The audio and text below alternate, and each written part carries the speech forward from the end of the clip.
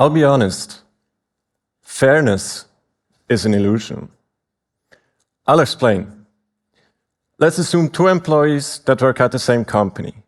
They both have the same age, the same degrees, and the same roles. It's fair that they have the same salary, right? Let's have a closer look, though. One of those employees does an okay job. It's not perfect, but not bad either.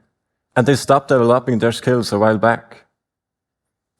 On the other hand, the second employee pours their heart and soul into the company and reinvents themselves and their skills over and over again. With that, they have a big amount of impact on the company's success. That said, I'm not so sure anymore if it really is fair that they both have the same salaries. Of course, this example comes from rather traditional systems that are so-called clear and simple. In my opinion, though, these are just way too rigid guardrails that favor just a few career paths, which isn't fair at all. But what is fair if fairness doesn't even exist? This is a question I'm trying to answer with my team since almost 2 years. To give you some context, we are a self-organized software agency that grew from 5 to 13 employees over the past few years. We rode on a roller coaster during that time, where they changed in scale, our employees' backgrounds diversified, and of course, our industry itself brought up new technologies, paradigms, and even future visions to the game. So far, we had one of these clear and simple, yet rigid, systems. And being one of the company's co-founders myself, I had the chance to help build it, and my career path was covered. As an employee, this is great, right? But if we shift the perspective to me as an entrepreneur looking for long-term success of the company, it's a big issue. For example, if we have a talent joining our team who's coming from a totally different profession, their career path wouldn't be covered. And we had no way to give them a proper salary that really reflects the value they bring to the team. And they always find themselves at the bottom of the salary chart. To conclude our old system, I would say it worked well when we were just a smaller company.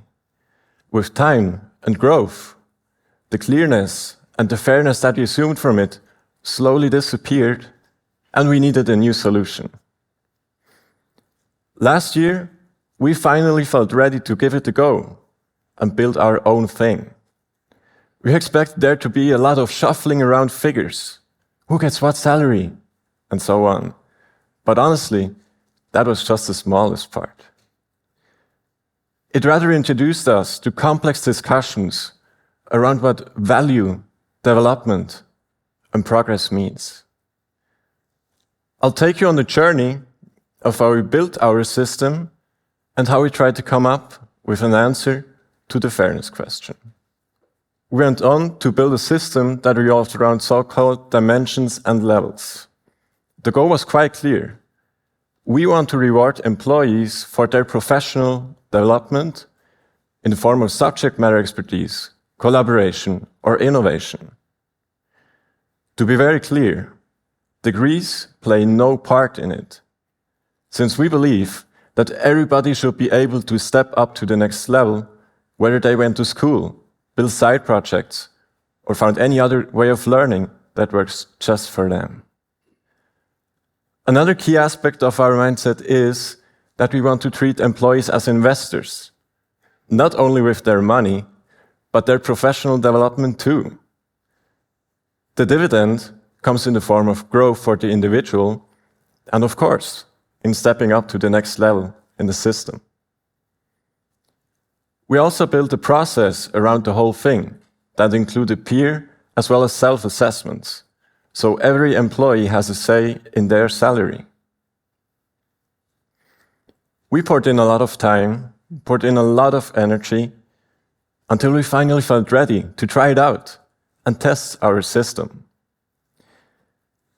Soon, the results of the dry run came in, and we immediately had a bad feeling. It seemed like the criteria were almost unclear. We couldn't compare the assessments. And as per the process that we designed ourselves, many of the assessments had to be redone. Clearly, the system is the problem, and not those who have to use it. This came quite unexpected and was a big failure. Did we really just build something that doesn't work at all? Did we just lose months of work? And do we have to start from scratch? After a brief moment of frustration, we went into reflection with the team. And soon we found out that not the descriptions themselves were that bad, but rather the impact of what is read between the lines was way bigger than we expected. To tackle this issue, we turned the whole thing upside down again and went to iterate one more time. Together, we could simplify and improve many of the descriptions, since many more of the team's members were included from now on. We also added another step to the process, the so-called Salary Committee, whose job it is to check and balance all of the assessments. We also wanted to further push the co-ownership aspect of the system and make this an elected group of people with no minimum requirements regarding years of experience or anything else. In another dry run, though, we found out that not all of the employees were willing or able to participate in this task. We didn't want to give up on the idea just yet, though, since we saw that it fixes many issues we had with the prior iterations. So again, we were looking for solutions. Luckily, we found one that's quite close to our core business.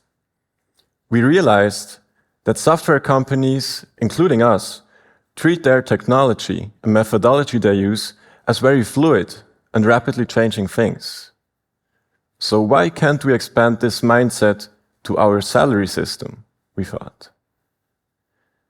With that, it became very clear that we are going to iterate on the system with every year, so we can change whatever needs to be changed. And because of that, we started with the now larger group of people who are building the system as the first salary committee. Obviously, this is far from perfect and not what we wanted in the first place. But we accepted it as a temporary solution that we want to change next year. In general, leaving things kind of unfinished, yet good enough and safe enough to try, helped us to focus on what really matters now. For example, we have an average of 25 years of age on our team. Do we already need to be prepared for when the first of us are going to retire in 40 to 50 years? Let's get back to the journey. This kind of co-creation invited quite some chaos. We had many people working at the thing at times. And honestly, we almost went back to traditional salary systems at some point.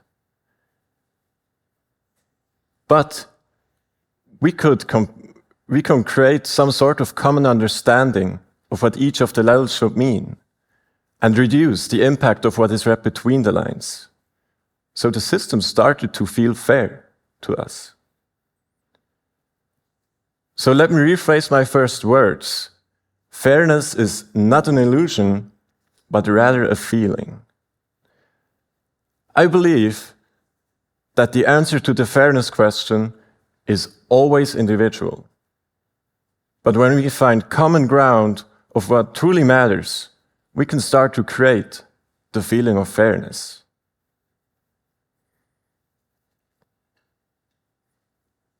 That sounds great, but is Sandro trying to sell me the system as a product? No, it's not a sellable product, and it's not even finished. And most importantly, it is not going to work for your company as well. Why so, you might ask again. In my opinion, it's a snapshot that came out of many discussions and deeper introspection of our team. And that's what makes it so valuable. And in the end, what makes it work. So I urge you, find out for yourselves, your teams, and your companies, what does value mean? What does truly matter? And with that, go on to create the feeling of fairness and build salary systems that enable diverse career paths and perspective. Thank you.